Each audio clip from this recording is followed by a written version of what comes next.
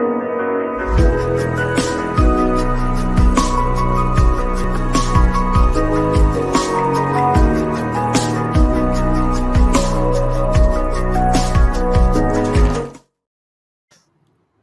very warm welcome, everyone. I, Dr. Nishant Sharma, on behalf of Voice of Healthcare, thank you all for joining us today as we pay tribute to the exceptional healthcare professionals who tirelessly look after our well-being day and night.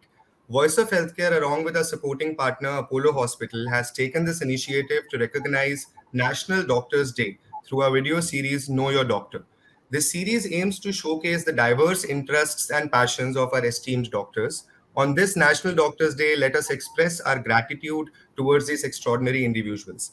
To get started with the introduction, allow me to welcome Dr. Ramesh Goyal, Senior Consultant Endocrinology at Apollo Hospital. Wish you a very happy Doctors Day, sir.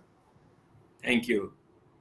Thank you, sir. To start with the questions, I hope you're ready to answer. So with the first question, do you have any interesting stories or experiences from your medical career that have deeply influenced your perspective on patient care and the practice of medicine that you do? Yeah, sure. And there are many, but I would like to quote two things or two instances which influenced me greatly. The first instance was a lady who was accompanied by her son. So lady was in her mid 60s and she was having diabetes, blood pressure, heart problem, thyroid problem. She had multiple problems. And during my consultation, I routine history taking and examination was done. And then once I sat on my chair after examining, the son said that now my mother will get cured. So I said, I have not prescribed any medicine. So how are you saying that now my mother is going to be get cured? So he said, very interesting thing. He said that you are the first doctor who examined my mother in the cot in lying down position. Till now, I have seen 6-7 doctors and nobody has examined my mother making her lie down. So that is the faith of the patients on the doctors. That if a doctor is thorough in examination and checking reports, then the results are going to follow. So that's how my views on proper history taking and examination got reinforced. That is a very important psychological part.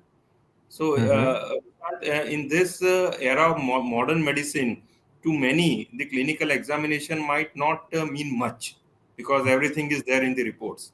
So most of we clinicians think that clinical examination is now not that important. But for psychology of patient, the doctor has examined me thoroughly. Clinical examination still has relevance. The stethoscope, the other things, the vibration sense checking. So they think that doctor has examined me and now I am going to get the result. There is a second instance that when I started my practice, there is a local media, 𝗬𝗎 here in Ahmedabad. So they published a story on thyroid, or rather it was an article on thyroid, and they took my inputs on a condition called hyperthyroidism. So it was in Gujarati local language and it got published. And 1 week after that, I got one patient from periphery of Ahmedabad, and patient was sort of illiterate patient, and she was accompanied by her husband who was a farmer. And the husband told very interesting thing that my wife was suffering from certain symptoms since last 6 to 8 months, and we saw many doctors in our locality and nobody was able to diagnose what was ailing her. And my wife read the newspaper in this Gujarati, and she said that I am suffering from this condition, the thyroid condition, which I had written in that, the symptoms and signs of thyroid I written in that. So she said that I am suffering from this, take me to this doctor. So they came all the way. I got the thyroid test done, and she was actually suffering from thyroid problem. And I treated her for thyroid, and her symptoms got relieved. So at times we think that patients are illiterate or patients are not understanding what we are saying. But whatever we doctors communicate through print media or social media or in the consultation, it is really getting deeply percolated in their minds. So Hmm. that puts a greater responsibility on we doctors to Right. project a right message to the society, Right.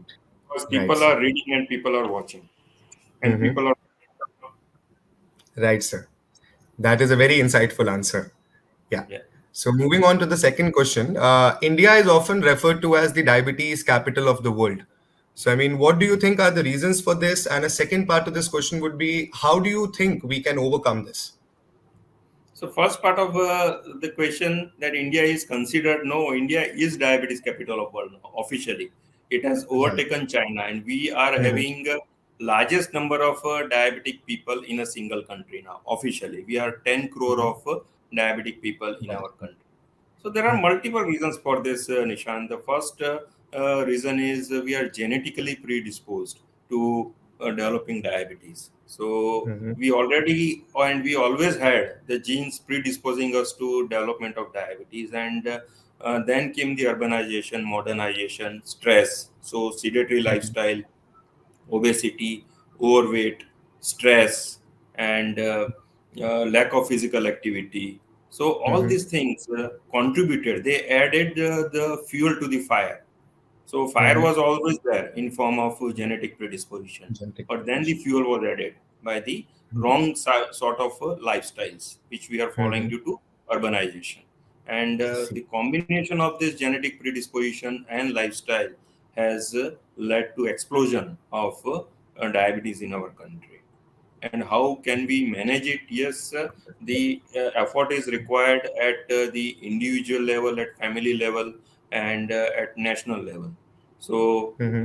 the lifestyle has to improve, and people have to take a balanced diet. People have to maintain their weight in the desired range, cut down the excess fats stored in their body through Mm-hmm. diet and exercise, and they should have a regular sleeping pattern. Nowadays I see that youngsters are developing diabetes who are having erratic sleeping pattern. Mm-hmm. The youngsters, they are awake when they should be asleep, and they are asleep when they should be awake. So that's the reversal of the sleeping cycle we are seeing in our generation, younger generation. And there is Okay. a biological clock which the nature has made in our Mm-hmm. body. So if you disrupt this biological clock, it will directly affect the hormones and the neurotransmitters which are being secreted in your body. So Mm-hmm. that uh, adds to the chances of developing diabetes, hypertension, cholesterol, and heart problems. So regular sleeping, at least Mm-hmm. 7 to 8 hours per day on a Mm-hmm. regular time. So the night is meant to sleep and day is meant to work. So if you try to tamper with this natural thing, you are bound to get diseases. I see. That's, I think, a very good message to all our viewers here.